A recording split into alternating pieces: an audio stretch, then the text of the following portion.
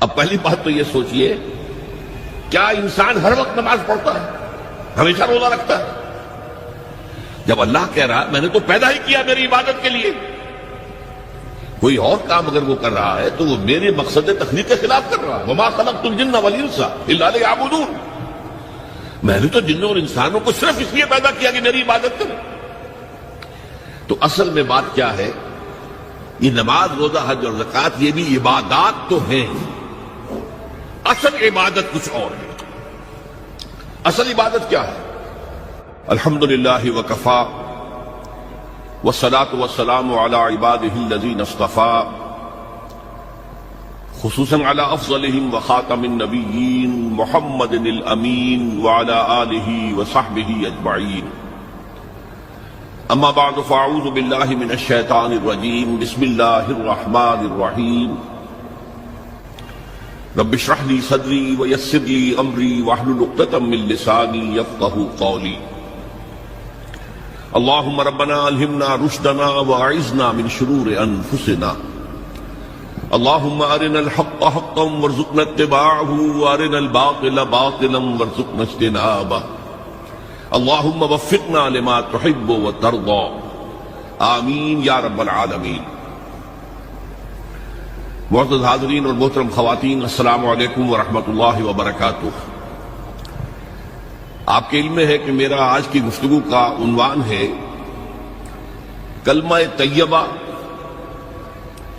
اور اس کے حوالے سے یا اس کی روشنی میں ہمارے دینی فرائض۔ بچپن میں مجھے امید ہے کہ بہت سے لوگ خوش نصیب ایسے ہوں گے اس مجمع میں جن کی تعلیم کا آغاز قاعدہ یسرنا القرآن سے ہوا ہو یا نورانی قاعدے سے ہوا ہو، اور پھر اس کے بعد حضرت مولانا مفتی کفایت اللہ رحمۃ اللہ علیہ کے کتابچے تعلیم الاسلام جو ہے انہیں پڑھائے گئے ہوں۔ ظاہر بات ہے کہ آج کل وہ رواج ختم ہو چکا ہے۔ آج کا ہمارا دور مادہ پرستی کا ہے۔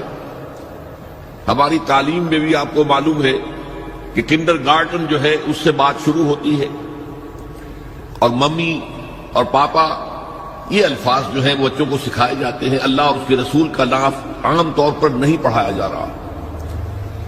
لیکن یاد ہوگا آپ کو کہ اس سلسلے میں سب سے پہلے ایمان مفصل، ایمان مجمل یاد کرائے جاتے تھے۔ ایمان کیا کیا ہے؟ پھر 6 کلمے پڑھائے جاتے تھے۔ یہ 6 کلمے یوں سمجھیے کہ اسلام کی تعلیمات کا لب لباب اور خلاصہ۔ ان میں سے پہلے 2 کلمے کیا ہیں جو اہم ترین ہیں؟ کلمہ طیبہ، لا الہ الا اللہ محمد الرسول اللہ صلی اللہ علیہ وسلم۔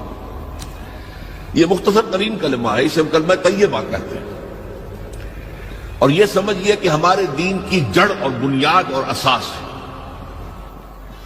دوسرا کلمہ اسی میں لفظ شہادت کا اضافہ ہو کر اشہد ان لا الہ الا اللہ واشہد ان محمد رسول اللہ صلی اللہ علیہ وسلم۔ یہ کلمہ شہادت جو ہے یہ اسلام میں داخلے کا شاہ درا ہے۔ شاہ درا، در کہتے ہیں دروازے کو، شاہ درا بہت بڑا دروازہ ہے۔ جو لوگ دلی سے واقف ہیں انہیں یاد ہوگا، معلوم ہوگا کہ دلی جو ہے وہ جمنا ندی یا جمنا دریا کے مغرب میں واقع ہے، اور مشرق سے جو بھی آتا ہے یو پی سے، اس کو پہلے ایک قصبے سے گزرنا پڑتا ہے جس کے بعد پل آتا ہے جمنا کا، اور اس قصبے کا نام ہے شاہدرہ آتا ہے۔ اسی طرح کا شاہدرہ ایک لاہور میں ہے۔ لاہور جو ہے وہ راوی کے جنوب مشرقی کنارے پر ہے، آباد ہے شہر۔ اب جو بھی پشاور سے، سرحد سے، اسلام آباد سے، پورے پنجاب سے لوگ آتے ہیں تو انہیں لاہور میں داخل ہونے کے لیے دریائے راوی کراس کرنا ہوتا ہے، لہذا وہاں بھی ایک قصبہ ہے جس کا نام شاہدرہ ہے۔ شاہدرہ یہ بڑا در ہے کہ جس سے داخل ہو کر آپ دلی میں یا لاہور میں داخل ہوں گے۔ اسی طرح میں نے عرض کیا کہ اسلام میں داخلے کے لیے شاہدرہ جو ہے وہ ہے اشہد ان لا الہ الا اللہ واشہد ان محمد رسول اللہ صلی اللہ علیہ وسلم۔ آج میں انہی 2 کے حوالے سے آپ کے سامنے کچھ باتیں رکھ رہا ہوں۔ باتیں بالکل بنیادی ہیں، اور میں سمجھتا ہوں کہ آپ کے ذہنوں کے اندر موجود ہیں۔ صرف یہ ہے کہ آپ نے شاید زیادہ کبھی شعوری طور پر توجہ نہ دی ہو اور ان کے بارے میں کہیں گہرا غور و فکر نہ کیا ہو. دیکھیے پہلا جز کیا ہے؟ لا الہ الا اللہ، کلمہ توحید ہے. یہ اللہ کے سوا کوئی معبود نہیں. اب اس کا تقاضا کیا ہے؟ اور دوسرا جز ہے محمد الرسول اللہ صلی اللہ علیہ وسلم. اس کا تقاضا کیا ہے؟ اللہ کے سوا کوئی معبود نہیں، معبود برحق صرف اللہ. اس کا کیا مطلب ہے؟ عبادت صرف اس کی ہوگی، کوئی معبود نہیں اللہ کے سوا، عبادت اسی کی ہوگی. اس عبادت کا مفہوم کیا ہے؟ قرآن مجید میں بہت سے انبیاء کی اور رسولوں کی دعوت بیان ہوئی اور نام بنام کہا گیا. ان کی دعوت کیا تھی؟ ان اعبدوا اللہ ما لکم من الہ غیرہ، اللہ کی عبادت کرو، تمہارا کوئی الہ اس کے سوا نہیں. اس کے ساتھ ہی بعض صورتوں میں ایک لفظ کا اضافہ ہوتا ہے. سورہ شعراء میں ان اعبدوا اللہ واطیعون، عبادت اللہ کی کرو، میری اطاعت کرو. تو اللہ کی عبادت کیا ہے جس کے لیے سورہ ذاریات میں فرمایا وما خلقت الجن والانس الا لیعبدون، میں نے نہیں پیدا کیا ہے جنوں اور انسانوں کو مگر صرف اس لیے کہ میری عبادت کریں. تو معلوم ہوا کہ لا الہ الا اللہ کا تقاضا کیا ہے؟ ہمہ تن ہمہ وقت اللہ کی عبادت. یہ عبادت کیا ہے؟ بدقسمتی سے مسلمانوں پر جو زوال آنا شروع ہوا خلافت راشدہ کے بعد سے، ایک زوال اسلام کا شروع ہو گیا، اگرچہ مسلمانوں کا تو عروج جاری رہا. دور بنو امیہ میں، دور بنو عباس میں دنیاوی اعتبار سے سطوت، شان اور شوکت بڑھتی چلی گئی، لیکن اسلام جو ہے اس کے اندر زوال شروع ہو گیا. سب سے پہلا زوال کیا آیا؟ وہ خلافت کہ جو مسلمانوں کو اپنے میں سے کسی بہترین شخص کا انتخاب کر کے جس کا تعین ہونا چاہیے تھا، وہ خلافت موروثی عہدہ بن گئی، خاندانی بات بن گئی، قبائلی بات بن گئی. یہ ہمارے زوال کا پہلا مظہر تھا. بہرحال اس کے بعد رفتہ رفتہ ہمارے تصورات بھی کچھ محدود ہوتے چلے گئے. ہوتے ہوتے بات یہاں تک پہنچی کہ عبادت کا مطلب ہے نماز، روزہ، حج اور زکوٰۃ.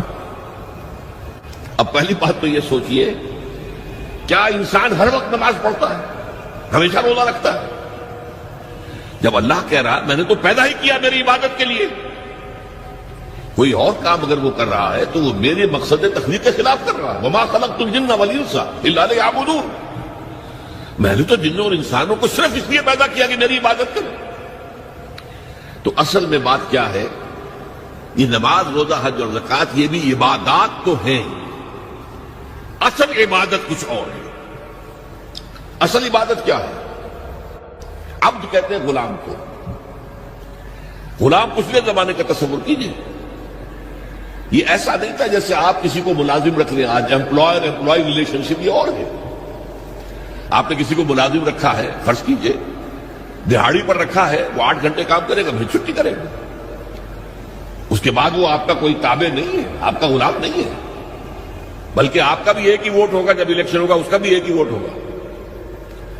تو اصل میں غلام جو ہوتا تھا وہ ہمہ وقت، ہمہ تن، ہمہ جہد، ہمہ وجوہ بندگی کرتا تھا، اطاعت کرتا تھا. ملازم کہہ سکتا تھا کہ میرے تو اوقات ختم ہو گئے. آپ نے کسی کو رکھا خانسامہ کی حیثیت سے، اور فرض کیجئے ابھی فلش سسٹم نہیں آیا تھا تو بیت الخلاء جو ہے آپ جس طرح کے ہوتے تھے سب کو یاد ہے. کسی دن بھنگن نہیں آئی، آپ کہیں اس سے خانسامہ سے کدھر جاؤ بیت الخلاء صاف کراؤ، وہ صاف کہے گا صاحب میں آپ کا، میں تو خانسامہ ہوں، میں آپ کو کھانا پکا کر دینے کا پابند ہوں، میں یہ آپ کا بیت الخلاء صاف کرنے کا تو پابند نہیں ہے. کہے گا کہ نہیں کہے گا؟ لیکن غلام نہیں کہہ سکتا. غلام تو ملکیت ہے، وہ 24 گھنٹے کا مطیع ہے، جو کام کہا جائے کرنے پر مجبور ہے، انکار نہیں کر سکتا.